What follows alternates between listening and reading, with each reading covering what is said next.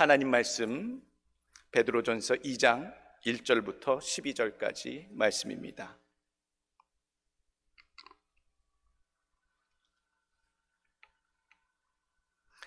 베드로전서 2장 1절부터 12절까지 봉독해 올립니다. 그러므로 모든 악독과 모든 기만과 외식과 시기와 모든 비방하는 말을 버리고 갓난 아기들 같이 순전하고 신령한 젖을 사모하라. 이는 그로 말미암아 너희로 구원에 이르도록 자라게 하려 함이라. 너희가 주의 인자하심을 맛보았으면 그리하라. 사람에게는 버림바 되었으나 하나님께는 택하심을 받은 보배로운 산돌이신 예수께 나아가 너희도 산돌같이 신령한 집으로 세워지고 예수 그리스도로 말미암아 하나님이 기쁘게 받으실 신령한 제사를 드릴 거룩한 제사장이 될지니라. 성경에 기록되었으되 보라, 내가 택한 보배로운 모퉁이돌을 시온에 두노니 그를 믿는 자는 부끄러움을 당하지 아니하리라 하였으니, 그러므로 믿는 너희에게는 보배이나 믿지 아니하는 자에게는 건축자들이 버린 그 돌이 모퉁이의 머릿돌이 되고 또한 부딪히는 돌과 걸려 넘어지게 하는 바위가 되었다 하였느니라. 그들이 말씀을 순종하지 아니함으로 넘어지나니 이는 그들을 이렇게 정하신 것이라. 그러나 너희는 택하신 족속이요 왕같은 제사장들이요 거룩한 나라요 그의 소유가 된 백성이니 이는 너희를 어두운 데서 불러내어 그의 기이한 빛에 들어가게 하신 이의 아름다운 덕을 선포하게 하려 하심이라. 너희가 전에는 백성이 아니더니 이제는 하나님의 백성이요 전에는 궁유를 얻지 못하였더니 이제는 궁유를 얻은 자니라. 사랑하는 자들아, 거류민과 나그네 같은 너희를 권하노니 영혼을 거슬러 싸우는 육체의 정욕을 제어하라. 너희가 이방인 중에서 행실을 선하게 가져 너희를 악행한다고 비방하는 자들로 하여금 너희 선한 일을 보고 오시는 날에 하나님께 영광을 돌리게 하려 함이라. 아멘. 하나님의 말씀을 온전히 따라 사는 삶, 오늘 말씀의 제목입니다. 어떻게 하면 하나님의 말씀이 내 삶 가운데 담겨질까?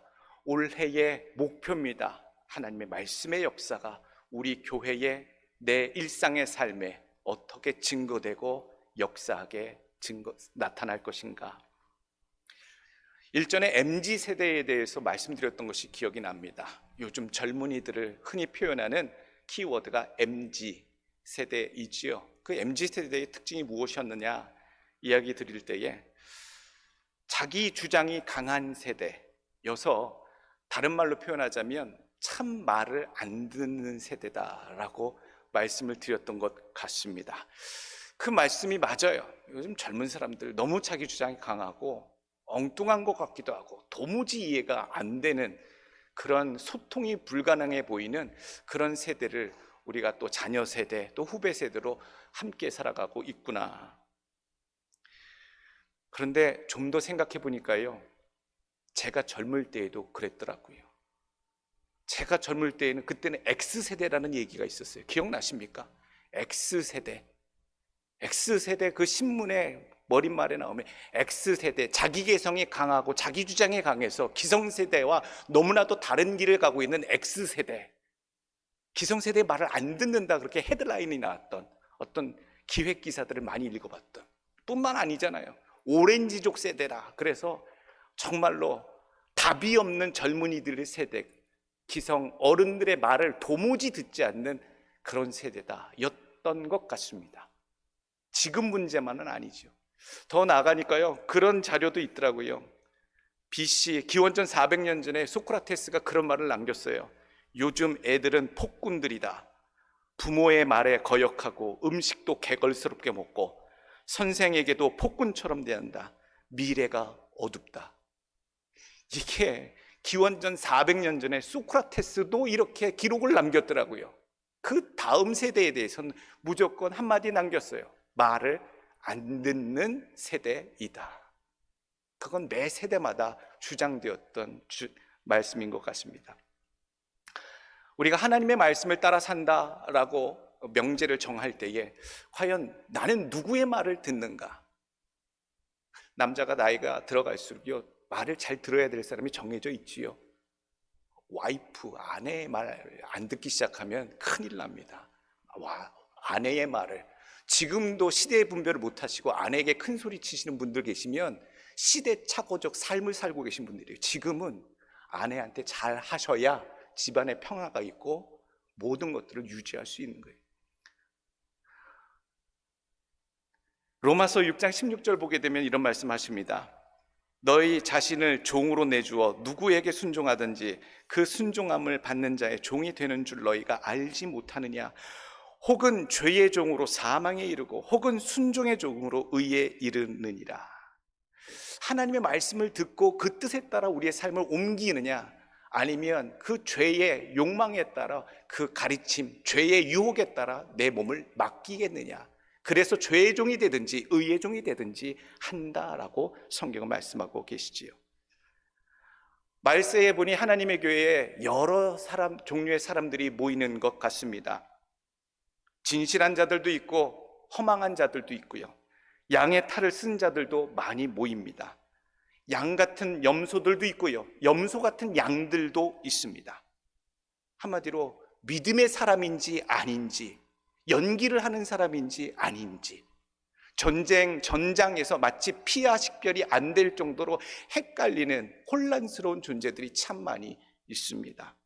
하나님의 자녀인가? 사탄이 보낸 자인가? 매 순간 혼돈스럽게 하는 인생들이 주변에 참 많이 있더라고요. 우리가 주의 전에 와서 하나님의 말씀을 듣고 신앙을 할 때에, 예배를 드릴 때에 전제가 있어요. 나는 하나님의 말씀에 반응하고 순종하여 하나님의 백성이 되겠나이다 라고 하는 전제로 하나님께 나오는 줄로 믿습니다. 이 전제 없이 그냥 앉아 있을 수가 없어요. 다시 한번 생각해 보셔야 돼요. 내가 하나님의 말씀에 듣고 따르겠나이다, 그 가르침에 순종하겠나이다. 그거 없이 어떻게 예수를 믿습니까? 부끄럽게 신앙의 삶을 사는 자들이 참 많이 있습니다. 다른 사람들이 아니라 우리의 삶에 그게 담겨져 있더라고요. 믿는 것 같았는데 사실은 신앙이 아니었어요. 나는 믿음이라고 생각했는데 사실은 거짓 외식 신앙이었어요. 그런 것들이 얼마나 내 삶 속에 그렇게 혼재해 있는지. 예수 그리스도의 이름을 욕되게 하는 신앙인들이 세상에 많이 있습니다. 말세를 향해 가면 갈수록 참된 신앙인보다는 멸망의 큰 길로, 큰 문으로 들어갈 성도들이 더 많아 보이는 것 같아 마음이 아픕니다. 자꾸 부딪히고 걸려 넘어지는 인생들도 많고, 망신과 부끄러움을 당하는 신앙인들도 많고. 왜 그런가? 예수를 믿어 복된 길, 은혜로운 길, 잘되는 길, 그런 좋은 삶을 희망하고 주 앞에 섰는데 왜 사람들은 그런 삶을 살지 못하는가? 6절 말씀에 답을 주시고 계세요. 성경에 기록되었으되 보라, 내가 택한 보배로운 모퉁이돌을 시온에 두노니 그를 믿는 자는 부끄러움을 당하지 아니하리라 하였으니, 그러므로 믿는 너희에게는 보배이나 믿지 아니하는 자에게는 건축자들이 버린 그 돌이 모퉁이의 머릿돌이 되고 또한 부딪히는 돌과 걸려 넘어지게 하는 바위가 되었다 하였느니라. 그들이 말씀을 순종하지 아니함으로 넘어지나니 이는 그들을 이렇게 정하신 것이라. 거기서 분명히 답을 주셨어요. 내 믿음이 믿음인가? 내가 왜 믿는데 넘어지는가? 왜 실족하는가? 왜 망하는가? 왜 실패하는가? 이 부분에 대해서는 단 한 가지 말씀이에요. 말씀을 순종하지 아니함으로 너희 앞에 부끄러움이 되었다는 거예요. 신앙의 길을 간다고 하면서도 순종하지 않는 신앙을 살아가니 매일 부딪혀요. 매일 넘어져요. 매일 깨져요. 그래서 스스로 증거하는 거예요. 내가 가진 신앙이 부끄러운 신앙입니다, 온전치 못한 신앙입니다를 스스로 증거한다. 오늘 말씀을 하고 계시는 거예요. 말씀대로 순종하지 않는 삶은 불신앙의 삶입니다. 믿음이라고 얘기할 수가 없는 것이지요. 자신을 드려야 하고 분명한 하나님의 자녀임을 증거해야 하고 빛의 자녀임을 나타내는 삶을 매일 살아가셔야 돼요. 말씀을 통해서도, 행실을 통해서도, 생각을 통해서도 정말로 성도답다, 정말로 집사님답고, 정말로 장로님답고, 정말로 성직자답고, 예수님을 서로 나눌 때요, 예수님의 말씀을 서로 나눌 때 예수님의 마음이 묻어나는 성도들도 있고요, 반대로 사탄의 그 간악함과 악함과 간교함이 느껴지는 인생들도 있어요. 어떻게 이렇게 못됐을까? 악할까? 가슴이 무너져요. 섬뜩해요. 날마다 증거해내시길 원합니다. 우리가 하나님의 자녀라면 자녀다운 삶을 날마다 하나님 앞에 확증해내시고 보여주시길 간절히 원합니다. 기억하십시오. 헷갈리게 사시는 분들은 다시 한번 생각해 보십시오. 하나님의 자녀는 자녀답게 하나님 앞에 빛의 자녀로서의 행실을 증거하셔야 됩니다. 오늘 어떻게 내가 하나님의 자녀됨을 더 강화하고 확증하고 그것을 분명히 드러내는 삶을 살 수가 있을까? 그 기준은요, 단 한 가지예요. 하나님의 말씀이 그 사람 삶 가운데 있느냐, 지켜지고 있느냐, 아니냐의 기준이라는 얘기지요. 말씀이 지켜지고 말씀대로의 그 원칙과 뜻이 이루어지는 삶이냐 아니냐가 오늘 예수님께서 그가 말씀을 순종하지 아니함으로 넘어지고 부끄러운 존재다라고 얘기하고 계시는 거예요. 믿음 좋은 척 우리가 다 할 수 있어요. 기도 잘하는 척도 할 수 있어요. 사람들 앞에 쇼업할 수 있어요. 사두개인 바리새인들도 시장 앞에서 그런 일로 살아갔어요. 우리들의 삶이 보여지는 것이 아니라 보이지 않는 우리의 중심이 진정 하나님 앞에 진실된 신앙으로 서 있느냐 아니냐의 문제예요. 하나님의 말씀이 여러분 삶에 분명히 계십니까? 두 가지입니다. 어떻게 하시려고요? 하나님의 말씀이 내 입술에 담겨져서 나오셔야 돼요. 그리고 하나님의 말씀이 내 삶 속에 담겨져서 행동이 드러나셔야 합니다. 실천되게 사십시오. 오늘 두 가지 키워드가 있어요. 하나님의 말씀이 내 입술에 내 삶에 분명하게 담겨진 하나님의 말씀을 지켜 순종하는 삶으로 드러내기 위해서 버려야 할 것과 사모해야 할 것이 있다라고 오늘 키워드가 방향성을 제시하고 있어요. 오늘 1절 말씀 한번 보세요. 그러므로 모든 악독과 모든 기만과 외식과 시기와 모든 비방하는 말을 버리고 갓난아기들 같이 순전하고 신령한 젖을 사모하라 라고 얘기했어요. 오늘 첫 번째 교훈이 그거예요. 우리가 진정 하나님의 사람들로서 확증된 삶을, 분명한 자녀된 삶을 보여드리기 위해서는 첫 번째 더러운 생각과 말을 버리시고 하나님의 말씀을 사모하셔야 돼요. 그것이 입술에 있어야 되고 내 삶에 묻어나셔야 돼요. 신령한 젖이라 표현되어 있어요. 신령한 젖, 이것을 어디서 구한단 말입니까? 신령한 젖이 무엇이냐 말입니까? 우리가 상식적으로 성경에 나와 있는 이 신령한 젖, 은혜를 이야기하는 것인가? 어떤 영적인 영감을 얘기하시는 건가? 아니면 성령 충만함을 이야기하시는 것인가? 우리가 많이 생각할 수 있어요. 그런데 어린 갓난 아이들 같이 순전하고 신령한 젖을 사모하라 할 때 이 신령한 젖은 성경에 무엇이다라고 분명히 일러주고 계세요. 베드로전서 오늘 2장인데 1장 바로 앞에 보게 되면 베드로전서 1장 23절 너희가 거듭난 것은 썩어질 씨로 된 것이 아니요 썩지 아니할 씨로 된 것이니 살아있고 항상 있는 하나님의 말씀으로 되었느니라. 사람이 어떻게 변한다고요? 하나님의 말씀으로. 너희가 거듭난 것은 살아있는 하나님의 말씀으로 된 것이니라 라고 말씀하고 있어요. 하나님의 말씀을 이야기하시는 거예요. 신령한 젖. 또 오늘 본문 2장 2절 보게 되면 신령한 젖을 사모하라. 이는 그로 말미암아 너희로 구원에 이르도록 자라게 하려 함이라. 이 신령한 젖이 알고 보니까 무엇입니까? 디모데후서 3장 15절 말씀. 또 어려서 성경을 알았나니 성경은 능히 너로 하여금 그리스도 예수 안에 있는 믿음으로 말미암아 구원에 이르는 지혜가 있게 하느니라. 신령한 젖, 순전하고 신령한 젖은 하나님의 말씀을 얘기하고 있는 거예요. 이 말씀이 뭐 한다고요? 구원에 이르게 한다라는 얘기예요. 여러분들의 구원은 확정되지 않았습니다. 이미 시작된 것이지 완성되지 않았어요. 사도 바울이 그렇게 얘기하잖아요. 너희 구원을 두렵고 떨림으로 완성하라, 이루라라고 얘기하고 있어요. 예수 믿는다고 세례받았다고 여기 나와서 앉아있다고 해서 우리의 구원이 확정된 게 아니에요. 시작된 거예요. 완성하는 길은 멀습니다. 멀리 있습니다. 이뤄나가야 됩니다. 날마다 하나님의 구원에 이르는 지혜, 하나님의 말씀이 여러분들의 삶 속에 있기를 원하고 그 순전하고 신령한 젖이 하나님의 말씀이 주시는 귀한 놀라운 능력이 우리들의 삶 가운데 있기를 간절히 원합니다. 성경 말씀에 순전하고 신령한 저지라고 그랬는데요, 하나님의 말씀도 많이 오염됐습니다. 왜 오염됐게요? 오염될 수가 없는 거예요. 온전하고 완전한 하나님의 말씀이 왜 오염됩니까? 그것을 전하는 그 과정이 오염되더라고요. 전하는 자가 하나님의 신령하고 순전한 하나님의 말씀이 생명들에게, 영혼들에게 귓가에 전달되어야 되는데 가감없이 가야 하는데 그것이 왜곡되더라고요. 전하는 자가 다른 마음을 가지고, 다른 생각을 가지고, 오염되고 타락한 마음을 가지고 하나님의 말씀을 전하는 세대를 우리가 보고 있어요. 대표적으로 뭐가 있습니까? 사이비들도 성경 갖고 사이비 교단을 운영하잖아요. 이단들도 하나님의 말씀을 장난쳐서 그 진리를 비틀어서 사람들을 가리키고 그렇게 미혹하잖아요. 뿐만 아니에요. 멀쩡해 보이는 신앙인들도 하나님의 말씀을 적당하게 요리하듯 자기가 원하는 듯 편집하고 강조하고 확장해서 하나님 말씀 그대로 전하는 것, 사람들이 불편할 것은 빼고 사람들이 귓가에 좋은 것들만 골라서 어떤 방향성을 가지고 전할 때에 하나님의 말씀이 오염되기 시작하는 거예요.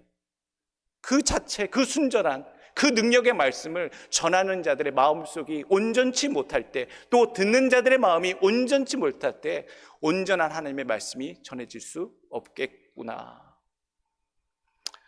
오늘 그래서 말씀하시는 겁니다. 순전하고 신령한 것, 가감이 없는 인간의 의도가 왜곡되거나 편집되지 않은 순수한 하나님의 말씀이 우리들에게 선포되어지길 원하고 여러분들 귓가에 들려주시길 간절히 원합니다. 하나님의 말씀의 능력을 맛보신 분들, 오늘 특별히 이야기하지요. 인자하심을 맛본 자는 더욱 그리할지다 라고 말씀하셨는데, 하나님 말씀의 능력을 체험하신 분들은요, 그 말씀을 더욱더 사모하는 마음으로 힘쓰시고 여러분들 입술에, 여러분들 삶 속에 담아내시길 간절히 축원합니다. 두 번째 주시는 교훈의 말씀은요, 어떻게 하나님의 말씀이 내 삶을 주장케 하시고 드러내게 하실까?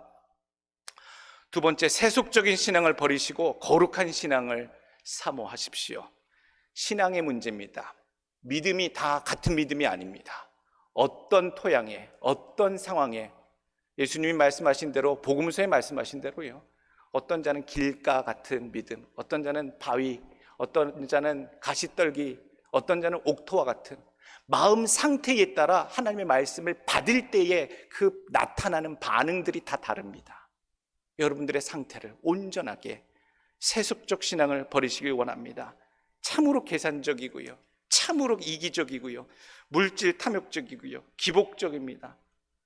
다른 표현으로 하자면요, 신앙도요, 참으로 속물 신앙들이 많아요. 그런 척하고 위선적인 신앙, 외식하는 신앙, 밖에서 안에서 다른 사람, 이 사람한테 하는 말 다르고 저 사람한테 하는 말 다르고, 앞에서는 웃고 뒤에서는 흘깃거리는 이중적인 삶, 인품에서 묻어나는 신앙이 온전치 못할 때에 오늘 우리가 바꿔야 되고 버려야 할 것이 있어요. 세속적인, 위선적인, 속이는 신앙 버리시고 거룩한 신앙을 사모하는 여러분들 되시길 간절히 원합니다. 우리의 신앙이 어린 아이들과 같이 되어야 돼요. 때 묻으시면 안 돼요. 천국은 때 묻은 자가 갈 수 없어요. 그리스도의 보혈로 새롭게 된 자, 거듭난 자, 말씀으로 변화된 자만이 갈 수 있는 곳이에요. 어떻게 거듭 안 나고 천국에 들어갑니까? 불가능하잖아요. 2절 말씀, 갓난아기들이라는 표현 나오잖아요. 갓난아기들이라는 표현, 그리고 어린아이라고 하는 표현을 성경에서 자주 예수님 말씀하시고 비유하셨어요. 그런데 놀랍게도 항상 그 두 가지 카테고리, 두 가지 보조관념으로 쓰여졌지요. 한 가지는 미숙함의 표현으로 쓰여질 때 어린아이와 같다라고 나오고요, 또 반면에 어린아이처럼 순수하다, 순결하다, 순전하다라고 하는 두 가지 의미로 성경에서는 표현되어 있어요. 고린도전서 13장 11절 보게 되면, 내가 어렸을 때 말하는 것이 어린아이와 같고 깨닫는 것이 어린아이와 같고 생각하는 것이 어린아이와 같다가 장성한 사람이 되어서는 어린아이의 일을 버렸도다 라고 얘기해요. 무엇을 얘기하는 거예요? 어린아이와 같은 미숙함, 그런 모든 것들을 다 뒤로 버렸다, 그런 의미로 받으셔야 되죠. 그러나 또 마태복음 18장 3절에 보게 되면, 이르시되 진실로 너희에게 이르노니 너희가 돌이켜 어린아이들과 같이 되지 아니하면 결단코 천국에 들어가지 못하리라. 천국에는 미숙한 어린아이가 아니라 순전한 어린아이와 같은 그런 순전한 마음의 신앙이 아니고서는 천국에 들어가지 못한다라는 말씀입니다. 오늘 우리들의 삶이 일치가 되길 원합니다. 여러분들의 일상의 삶이 주일뿐만 아니라 주일 전에 나와서 예배드리는 그 아름답고 점잖아 보이고 나이스해 보이는 여러분들의 태도가 일상의 모든 삶을 통틀어 하나님께 합당히 드려지길 간절히 원합니다. 이중 플레이가 아닙니다. 두 얼굴의 사나이가 아닙니다. 우리의 진실된 삶이 오늘 로마서 12장 1절 그러므로 형제들아 내가 하나님의 모든 자비하심으로 너희를 권하노니 너희 몸을 하나님이 기뻐하시는 거룩한 산제물로 드리라. 이는 너희가 드릴 영적 예배니라.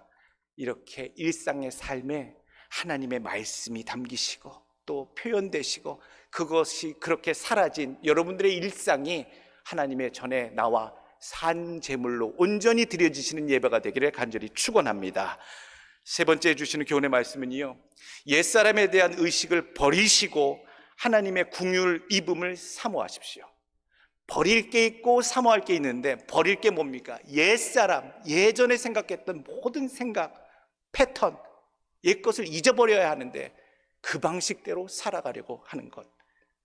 신앙적인 자기 재인식이 필요합니다. 변화되었음을 확인하셔야 됩니다. 신분이 바뀌었습니다. 완전히 바뀌었습니다. 예전에 죄인 되었을 때는 죄인처럼 살아갔어요. 그냥 일상이 죄를 짓는 일이 그냥 일상인 삶인 그런 자연스러운 삶을 살아갔어요. 그럼에도 불구하고 우리는 예수 그리스도의 십자가를 통하여 구원받는 그 순간 신분이 바뀌었기 때문에 더 이상 예전에 했던 대로 살아가시는 것은 있을 수 없는 일이 되었어요.